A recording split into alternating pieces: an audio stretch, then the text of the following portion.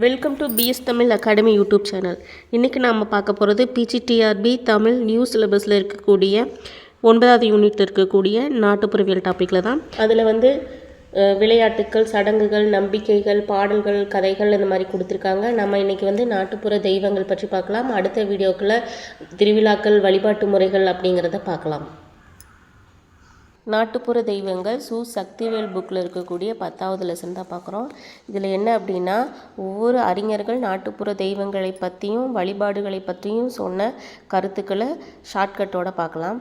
First Sigmund Freud மனிதன் கொண்ட அச்சமே வழிபாட்டிற்கு அடிப்படை காரணம் அப்படின்னு சொல்கிறார். ஒரு அச்சம்தான் வழிபாட்டிற்கு காரணம் அப்படின்னு சொல்கிறவர் சிக்மண்ட் ஃப்ராய்டு. அடுத்தது மார்க்ஸ் முல்லர். அவர் என்னன்னு சொல்கிறார் அப்படின்னா, இயற்கை தோற்றங்களாகிய பொருள்களாகிய கதிரவன், மதி, மழை, மின்னல் முதலான பொருள்களை கண்டு ஏற்பட்ட வியப்பு, அதிர்ச்சி, அச்சம் என்னும் உள்ளத்து உணர்வுகளே சமயம் தோன்ற காரணமாயின அப்படின்னு சொல்கிறார் மார்க்ஸ் முல்லர். இப்போ மார்க்ஸ் முல்லர் என்ன சொல்கிறாரு? வியப்பு, அதிர்ச்சி, அச்சம் எதனால் ஏற்படுது? இயற்கை தோற்றங்கள், மதி, மழை, மதி, நிலவு, கதிரவன், மின்னல் இந்த மாதிரி ஏற்பட்ட வியப்பு, அதிர்ச்சி, அச்சம் இதனால் ஏற்பட்டது அப்படின்னு சொல்கிறவர் மார்க்ஸ் முல்லர். ஸோ ஃபஸ்ட்டு என்னென்னு பார்த்துக்கிட்டோம் அப்படின்னா, அச்சத்தின் காரணம் சிக்மண்ட் ஃப்ராய்டு, வியப்பு, அதிர்ச்சி, அச்சம்னா மார்க்ஸ் முல்லர். ஓகே, அடுத்தது வழிபாடை இயற்கை வழிபாடு, ஆவி உலக வழிபாடு, அடுத்தது முன்னோர் வழிபாடு, சிறு தெய்வ வழிபாடு, குலக்குறி வழிபாடு, இந்த மாதிரி நிறையா வகைப்படுத்தி கொடுத்துருக்காரு. இதில் அடுத்தது ஆவி உலக வழிபாடில் ஒரு 2 அறிஞர்கள் சொல்கிறாங்க. ஃபஸ்ட்டு சமயத்தின் தொடக்கம் ஆவிகளின் பால் ஏற்பட்ட நம்பிக்கையிலிருந்து தோன்றியது அப்படின்னு சொல்கிறவர் டைலர். அடுத்தது ஆவியுலக கோட்பாட்டில் ஆன்மா கோட்பாடும் அடங்கும் அப்படின்னு சொல்கிறவர் டைலர். ஸோ டைலர் பற்றி 2 கருத்துக்கள் சொல்கிறாங்க. சமயத்தின் தொடக்கம் ஆவிகளின்பால் ஏற்பட்டது அப்படின்னு சொல்கிறது. அடுத்தது ஆவியுலக கோட்பாட்டில் ஆன்மா கோட்பாடும் அடங்கும் அப்படின்னு சொல்கிறது டைலர். அடுத்தது எம்மோர் அப்படிங்கிறவர் என்ன சொல்கிறாரு அப்படின்னா, இறந்தவரது ஆவிகளே தெய்வங்களின் தோற்றம் அப்படின்னு சொல்கிறார். இறந்தவர்களின் ஆவிகளே தெய்வங்களின் தோற்றம் அப்படிங்கிறது எம்மோர். இதை நம்பவே முடியல.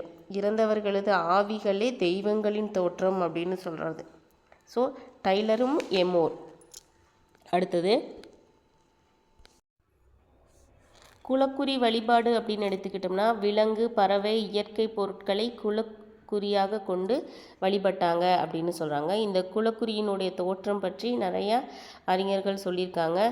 ஆண்ட்ரூஸ் வாங், பிரேசர், வில்கம் ஸ்மித், ரெட்க்ளிப் ப்ரவுன் இந்த மாதிரி நிறைய பேர் சொல்லியிருக்காங்க. அதில் நமக்கு கொடுத்துருக்கிறது பார்த்துக்கிட்டு அப்படின்னா, மனிதர்களின் ஆவி விலங்குகளிடம் சென்று உறையும் என்ற நம்பிக்கையில் எழுந்ததே குலக்குறி. மனிதர்களின் ஆவி விலங்குகளிடம் சென்று உறையும் அப்படின்னு சொன்னவர் வில்கம். சரிங்களா? விலங்கு வில்கம். அடுத்தது ஒரு கூட்டத்தினரின் சமூக மனநிலையின் ஒன்றுபட்ட வெளிப்பாடே குலக்குறி. ஸோ ஒரு கூட்டத்தினுடன் ஏற்பட்ட ஒன்றுபட்ட வெளிப்பாடு. டூர் போகிறோம் அப்படின்னா எல்லோரும் சேர்ந்து போவோம். ஒன்றுபட்ட வெளிப்பாடு அப்படின்னு ஞாபகம் வச்சுக்கலாம். டூர் கைம், ஒன்றுபட்ட வெளிப்பாடு என்னது? குலக்குறி வழிபாடு அப்படின்னு சொல்கிறாங்க, டூர் கைம். அடுத்தது பல்வேறு நிகழ்வுகளால் குலக்குறி நம்பிக்கை தோன்றியிருக்கலாம் அப்படின்னு சொல்கிறவர் வெரியர் எல்வின். பல்வேறு நிகழ்வு, இதுவே தாங்க முடியல, இன்னும் நிறையா நிகழ்வு இருக்குதா அப்படின்னு சொல்லி நமக்கு வெறி ஏற்றுது அப்படின்னு கூட சொல்லலாம். ஸோ பல்வேறு நிகழ்வுகளால் குலக்குறி நம்பிக்கை தோன்றியிருக்கலாம் அப்படின்னு சொல்கிறவர் நம்மளுக்கு அந்த வெறி அப்படின்னு ஞாபகம் வந்துக்கணும். வெறியர், நான் வெறி ஆயிட்டேன் அப்படின்னு ஞாபகம் வச்சுக்கலாம். வெறியர் எல்வின். அடுத்தது கொங்கு நாட்டில் குலக்குறி நம்பிக்கை தோன்றியிருக்கலாம் அப்படின்னு சொன்னவர் யாருன்னு கேட்டால் இவரே தான், வெறியர் எல்வின். ஸோ கொங்கு நாடு அப்படின்னு வந்தாவே நம்மளுக்கு என்ன பண்ணணும்? இந்த குலக்குறி வழிபாடை பொறுத்த வரைக்கும் வெறியர் எல்வின் தான் ஞாபகத்துக்கு வரணும். அந்த கொங்கு நாட்டில் என்ன கோயில் இருந்துச்சு அப்படின்னு கேட்கலாம். காடை விநாயகர் கோயில். காடை விநாயகர் கோயில் எங்கே இருந்துச்சு அப்படின்னு கேட்டால் கொங்கு நாடு. ஸோ இந்த குலக்குறி வழிபாட்டில் நம்ம 3 பேர்த்த பார்த்துருக்கோம். ஆவியினுடைய இறந்தவர்களுடைய ஆவி விலங்குகிட்ட போகும் அப்படின்னு சொன்னால் அது வில்கம். அடுத்தது ஒன்றுபட்ட வெளிப்பாடே ஒரு கூட்டத்தினருடைய ஒன்றுபட்ட வெளிப்பாடே அப்படின்னு கேட்டால் டூர்கைம், எல்லாரும் சேர்ந்து போகிறது. அடுத்தது பல்வேறு நிகழ்வுகளால் குலக்குறி அப்படின்னு சொன்னால் வெறியர் எல்வின். வெறியர் எல்வினை நமக்கு கொங்கு நாட்டு குலக்குறி ஞாபகத்துக்கு வரணும், அந்த காடை விநாயகர் கோயில் ஞாபகத்துக்கு வரணும். அடுத்தது புனித போலி பொருள் வழிபாடு, முன்னோர் வழிபாடு அப்படின்னு பார்த்துக்கிட்டோம்னா சீன நாட்டிலும் முன்னோர் வழிபாடு இருந்துச்சு அப்படின்னு சொல்லலாம். எகிப்திலும் ரோமிலும் முன்னோர் வழிபாடு இருந்துச்சு அப்படின்னு சொல்லலாம். சிறுதெய்வ வழிபாடு அதுக்கு ஒன்று கொடுத்துருக்காங்க. குருவை மறந்தாலும் குலதெய்வத்தை மறவேன், குலதெய்வத்தை கும்பிட்டு கும்மியடி அப்படின்னு சொல்கிறாங்க. நாட்டுப்புற தெய்வ வகைப்பாடுகளாக 3 பேர் பிரிச்சிருக்காங்க. டாக்டர் சு. சக்திவேல் எத்தனை வகையை பிரிச்சிருக்காங்கன்னா 5 வகை. சக்திவேல் 5. அடுத்தது துளசி ராமசாமி 6 வகையாக பிரிச்சிருக்காங்க. இதான் லாஸ்ட் இயர் UGTRBயில் கேட்டிருந்தாங்க. அடுத்தது இன்னொருத்தர் பிரிச்சிருப்பாரே உருவ அமைப்பின் அடிப்படையில்.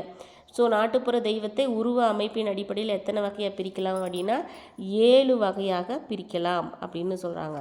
ஸோ நாட்டுப்புற தெய்வத்தை சக்திவேல்னா 5, துளசி ராமசாமின்னா 6, உருவ அமைப்பின் அடிப்படையில் அப்படின்னா 7 வகையாக பிரிச்சிருக்காங்க அப்படின்னு சொல்லலாம். முக்கியமாக இந்த லாஸ்ட்டாக ஒன்று என்ன பார்க்கலாம் அப்படின்னா வழிபாட்டு முறைகள் அப்படின்னு பார்க்குற போதும் திருநெல்வேலி மாவட்டத்தில் கொண்டாடக்கூடிய நாட்டுப்புற தெய்வ வழிபாட்டை என்னென்னு சொல்லுவாங்க அப்படின்னா கொடை அப்படின்னு சொல்லுவாங்க. மற்ற ஊர்களில் என்ன பண்ணுவாங்க, பொங்கல் வச்சுருக்காங்க, சாமி சாட்டியிருக்காங்க, சாமி கும்பிடுதல் அந்த மாதிரி சொல்லுவாங்க. முக்கியமாக திருநெல்வேலி மாவட்டத்தில் கொடை அப்படின்னு சொல்லுவாங்க.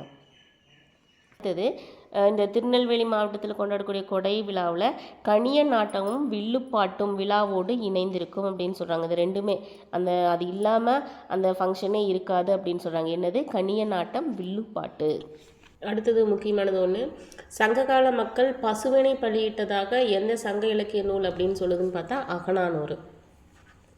ஓகேங்க, இந்த வீடியோ உங்களுக்கு பிடிச்சிருக்குன்னு நினைக்கிறேன். பிடிச்சிருந்தால் லைக் பண்ணுங்கள், சப்ஸ்கிரைப் பண்ணுங்கள். நன்றி.